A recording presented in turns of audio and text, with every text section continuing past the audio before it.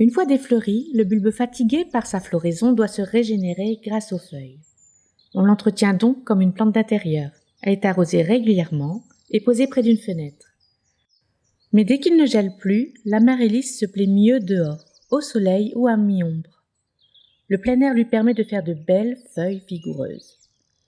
Elle est arrosée à chaque fois que la terre est quasi sèche, avec de l'engrais tous les 15 jours, ou avec quelques grains d'engrais à libération lente, une fois en avril et une fois en juin. Ces feuilles emmagasinent de l'énergie dans le bulbe tout l'été. Il réépaissit peu à peu. En septembre, on sent que le bulbe est redevenu très ferme sous les doigts. Lorsque les feuilles jaunissent, il est temps de les couper au niveau du col. On peut nettoyer un peu les écailles sèches. L'amaryllis doit ensuite connaître une saison de repos au sec et au frais, mais hors gel. Par exemple, au garage ou à la cave. On la laisse dans son pot et sa terre. Elle y a développé de magnifiques racines. Cette période de repos est indispensable et permet l'induction florale. La floraison peut d'ailleurs être forcée en la mettant 2 semaines dans le réfrigérateur.